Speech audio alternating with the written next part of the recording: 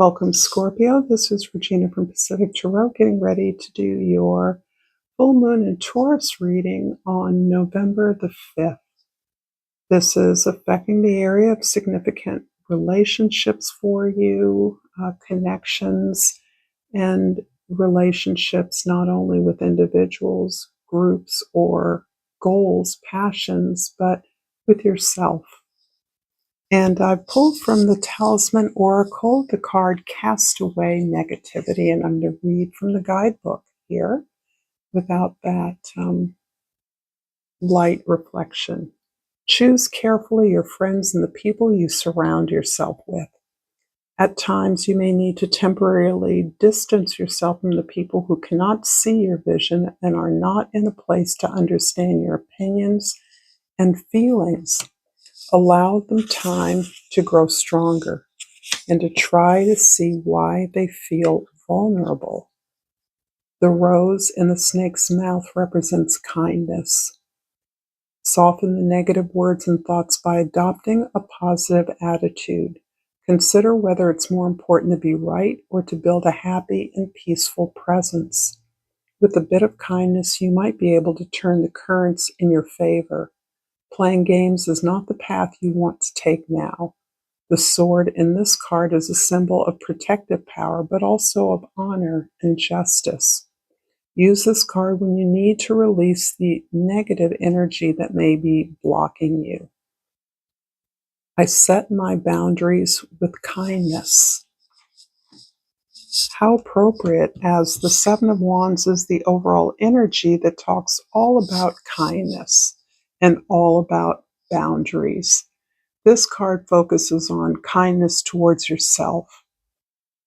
This is the acceptance of yourself, that your ability and desire to set boundaries is a necessity in order for you to move in a place of creativity, to focus on your gifts and your strength. But this is an indication that we can at times be harsh about the passion with which we pursue a vision. And this harshness is not intended to alienate those you care about or those who you feel you share some alignment with, key alignment. But boundaries, again, are critical and important. It is only by setting boundaries that we reserve and preserve the time for ourselves in order to exercise our gifts. And without the ability to exercise our gifts, we are not who we are. We are not full. We are not complete. And this is an important step to actuating something that you wish to accomplish. The Magician underneath at the bottom of the deck is indicating this opportunity for you to manifest something that reflects your creative expression, that reflects you authentically. The Magician is all about using your words, language, presentation, your thoughts, your ideas to convey something that is whole, that is a creation, putting something together, producing something that can be disseminated broadly, widely to others. This is all about a message, a story, a narrative that you have to share that has to be completed so that it can do its work in the world. In the 10th house, the house of your social identity, the way others see you, the Two of Cups, very much in sync with the energy of the full moon. This is about the way that you are able to connect successfully with others in order to actualize a dream you have. This can indicate a productive collaboration, a match made in heaven. This feels as though it is pointed to your work, the way that you feel maximally productive, the way that you're able to connect, work with someone else with a shared vision of success, of accomplishment. So this goes beyond the realm of a traditional partnership or connection, but is about a more idealized relationship that understands uh, the resources and the desires of one to the other. This is beautiful for a connection that can have a significant impact on your place in the world, in your community, in your professional sphere. The way others see you is positively impact when you are teamed up with this group or individual. In the first house, the Three of Wands is describing the work that you're doing to set up the productivity of this relationship. Somehow, this connection really is about someone who I believe you are professionally working with. This professional relationship can spill into a romantic or an emotional or familial bond. But this really is about the work that you are doing to make this productive, to not only be efficient, but to get to know one another better, to understand who you're really working with, to consider where you're pointing your actions or activities in a way that will take you outside of your comfort zone. And for this, I believe you need a strong connection or partnership for a variety of reasons, one of which is a sense of vulnerability that you may have as you are opening up and sharing your emotional nature in a way that may be a little more disarming for you. In fact, what you have to share has a lot to do with your uh, emotional nature, emotional experience, the way that you have internalized your experiences of connection.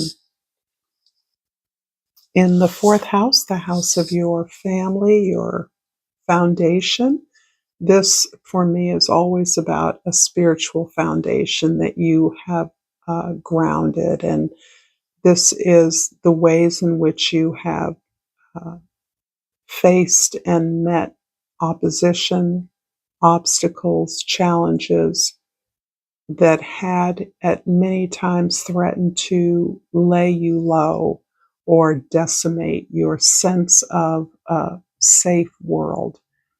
You've really taken the time to consider that those experiences, you may actually have help to think about, talk about, or process these challenging experiences, and they, in turn, help you to recognize the tremendous value of these experiences. This is an amazing place to be, considering what once felt as overwhelming trauma, perhaps for some of you, as it may have accompanied experiences of childhood or family of origin. But you are now in a place of recognizing that those experiences have given you your art, in some cases, your work, your love, your motivation. And this is become the source of gratitude with which you meet all challenges and see them as opportunities. In the seventh house of your significant relationships, the Star card, there's something really magical happening here with your significant connections and relationships. In many ways, they are all reflecting on a sense of empowerment that you're experiencing with regards to your highest values, your vision, your dream of a better world, a better you, an opportunity to exercise your gifts in the world. And this feels like it is being directly supported by a strong partnership, in that, of course, originates from a strong sense of relationship with yourself. This permission to dream, to call out loud your potential, even when it seems to go against the social narrative that you have been uh, that you followed. And so the acceptance of this ability to more thoroughly and more joyfully claim a vision of a better world is really opening you up to those significant connections that you are enjoying or will continue to enjoy. I'm going to clarify these cards with the ethereal or shadow work deck and finish off this reading with a crystal oracle. If this reading is resonating with you so far, please like this video and subscribe to my channel, Pacific Tarot. I appreciate all of the support that you give me, and thank you in advance for that. I'm going to pull all the clarifiers for these axis of the horoscope wheels before I interpret them. So the first house, the Three of Wands, is clarified by the Judgment card. The Four of Swords in the fourth house is clarified by the Hermit. And the Star card is clarified by the Five of Pentacles. The Two of Cups is clarified by the Six of Swords. So I'm going to start with the first house, the Three of Wands and Judgment. So I feel like you have thoroughly internalized your mission and realized that this mission, this purpose, this goal of achievement is not something that's outside of you. It's something that has birthed from inside through your experiences and is now manifesting in a variety of ways that empowers you to move beyond what has always felt safe. It isn't that you haven't been physically courageous. It's that you are now choosing opportunities that perhaps feel more challenging than you've been able to enter before. So I do think that you are making decisions based on ways that will test and expand on your skills as part of a team. That you're looking for people that can be courageous in the face of new challenges or new opportunities, and that you understand that there are places in your community, places in the world that need your special brand of manifestation, your special brand of expansion, of growth, of information. In the fourth house, the Four of Swords is clarified by the Hermit card. Yes, these two go together very beautifully. And this is coming across as the necessary foundation for you to do the big work in the world that you are doing now. Even if you work from home, it is irrelevant. Or if you work far afield, if you travel, if you home is a movable feast, sort of. You require this intimate, sacred space from which you can reassert your personal and authentic authority as you move forward, making decisions that you know are not only going to affect you, but they're going to affect others that you impact upon, others you work with. So that private space is essential for what it is you're creating. You need the space, you need the solitude to do your own research, to ask the questions that are relevant to you. So this is beautiful energy where you are protected and you are grateful for the opportunity to have this sacred space. In the seventh house, the Star card is clarified by the Five of Pentacles.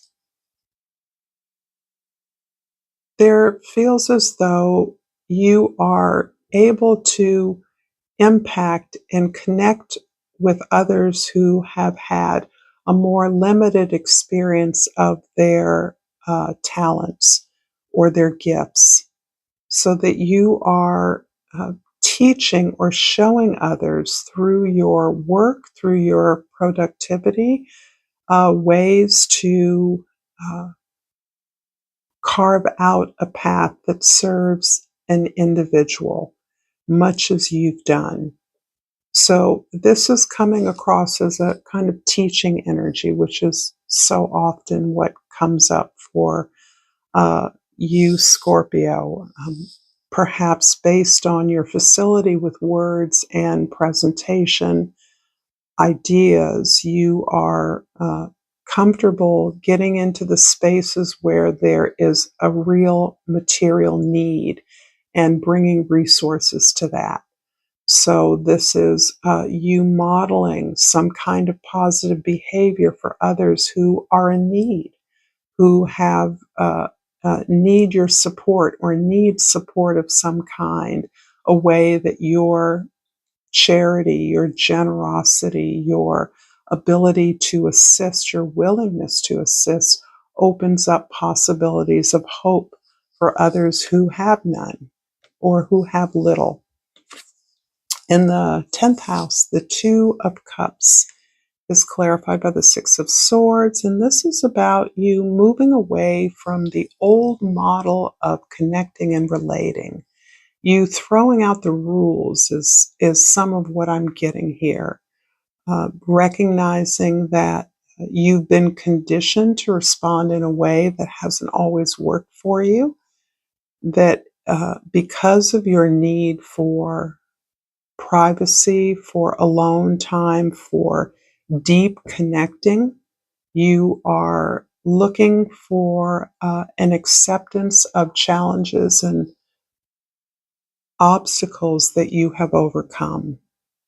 You're not only looking for a piece to that, and that can have a lot to do with your family of origin, the way you were raised or conditioned, but you're also looking for acceptance of the necessity for the challenges you've had. And this is all of a piece where that acceptance of challenges, that surrendering to challenges, that not railing against them, not beating them up, and thus yourself, is really leading to this idea of not struggling, not finding peace in your own actions to move away from something that isn't working for you.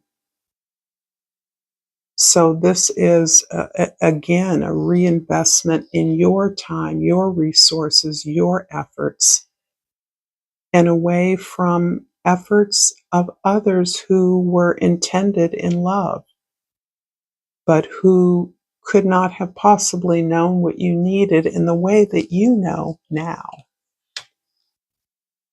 I'm going to finish up this reading with a crystal oracle and hope that this has been insightful for you. And I pulled out the fairy stone, and the key word here is good fortune. I'm open to receive all the goodness the universe has to offer me at all times and in all ways. Thank you, Scorpio. If you've enjoyed this content, check out more content here. Thank you for your likes and subscribes. And until next time, namaste.